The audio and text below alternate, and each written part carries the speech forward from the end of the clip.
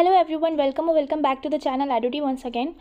So this video is very important to all those students who are going to give CNET exam, that is Common Nursing Entrance Test for Academic Section 2023.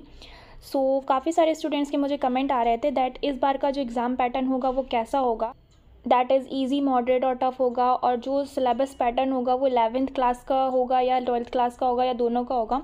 सो जो भी ये information brochure अभी आया हुआ है ABVMU की website पर related to your exam, उसमें ये सारी डिटेल्स दी गई हैं. सो वो सारी डिटेल्स मैं इस वीडियो में डिस्कस करूँगी जिससे कि आप लोगों के जो डाउट्स हैं वो क्लियर हो जाएं. सो यहाँ पर देख सकते हैं आप, ये उसका ब्राउचर पेज है एग्ज़ामिनेशन वाला. तो यहाँ पे सबसे पहले तो आपका डेट ऑफ एग्ज़ामिनेशन है, दैट इज़ 4 जून. देन आपका जो टाइमिंग रहेगा एग्ज़ाम का वो आपका 11 to 2 PM रहेगा, 11 AM to 2 PM, 180 मिनट्स का, 3 घंटे. और वेन्यू जो भी आपके एडमिट कार्ड में जो भी सेंटर होगा वहाँ पर होगा. देन यहाँ पर लिखा है mode of examination, MCQ mode होगा, ऑब्जेक्टिव क्वेश्चंस आएंगे. आपको जो अपने आंसर्स है वो MR शीट में फिल करने होंगे, ऑफलाइन आपका एग्ज़ाम होगा. एंड देन इसमें बात करते हैं नंबर ऑफ़ क्वेश्चंस की. तो 200 क्वेश्चंस होंगे, सारे क्वेश्चन आपको अटेम्प्ट करने हैं. मार्किंग कैसे होगी? Every single correct response will get 1 mark each. आपको हर एक करेक्ट आंसर का 1 मार्क मिलेगा. इसमें कोई निगेटिव मार्किंग नहीं है, that is a very plus point. For incorrect response और मोर देन 1 रिस्पॉन्स, अगर आप मान लीजिए कोई ऑप्शन इनकरेक्ट करते हो तो उसमें आपका मार्क्स डिडक्ट नहीं किया जाएगा. देन फिर यहाँ पे है मीडियम ऑफ एग्जामिनेशन, इंग्लिश होगा आपका. काफ़ी स्टूडेंट्स को ये भी डाउट रहता है कि जो पेपर है वो हिंदी में आएगा या इंग्लिश में आएगा. तो जो आपका क्वेश्चन पेपर होगा वो टोटली इंग्लिश में होगा. तो आप लोग अपनी जो भी प्रिपरेशन कर रहे हो सके तो इंग्लिश में ही प्रिपेयर करने की कोशिश कीजिए. इसीलिए मेरे वीडियोज़ में भी जो क्वेश्चंस होते हैं मोस्टली मैं इंग्लिश में ही कराती हूँ, इसलिए क्या 100% इंग्लिश क्वेश्चन ही होते हैं उसमें, राइट. देन सिलेबस की अगर बात करें तो यहाँ पर क्या सिलेबस होगा वो डिस्कस कर लेते हैं. क्या क्या क्वेश्चंस आएंगे किस टॉपिक से रिलेटेड. तो 20% जो क्वेश्चन होंगे वो आपके होंगे नर्सिंग एप्टीट्यूड से related. Nursing aptitude means general nursing questions होंगे, लाइक कैसे आप असिस्ट करोगे पेशेंट को. आपको एक जनरल इन्फॉर्मेशन होनी चाहिए क्योंकि आप एक नर्स बनने जा रहे हो. तो एज अ नर्सिंग प्रोफेशन आपको क्या क्या चीज़ें पता होना चाहिए वो आपसे जनरल क्वेश्चन पूछे जाएंगे. देन फिजिक्स के 20% क्वेश्चन होंगे.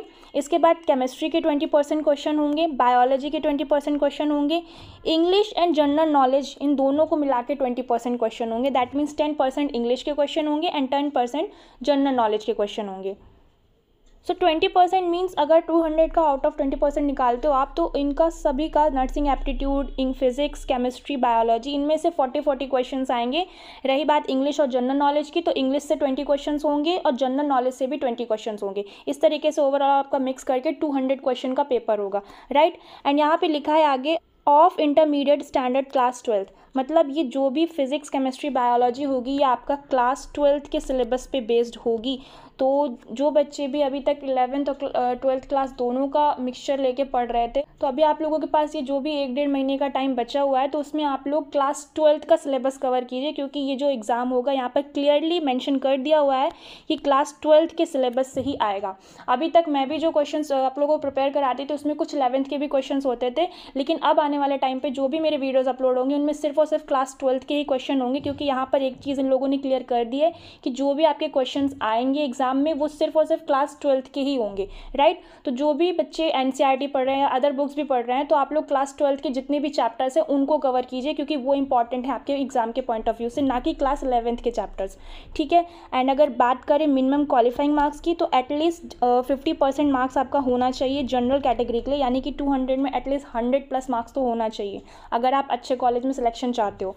और PW कैटेगरी के लिए 45 परसेंटाइल होना चाहिए और SC ST OBC के लिए एटलीस्ट 40% होना चाहिए, राइट. सो ये कुछ इंस्ट्रक्शंस थे और यहाँ पर ये सिलेबस पैटर्न और ये जो सबसे major cheese that class 11th का सिलेबस आएगा या क्लास 12th का, तो ये यहाँ पर क्लियर हो गई होगी.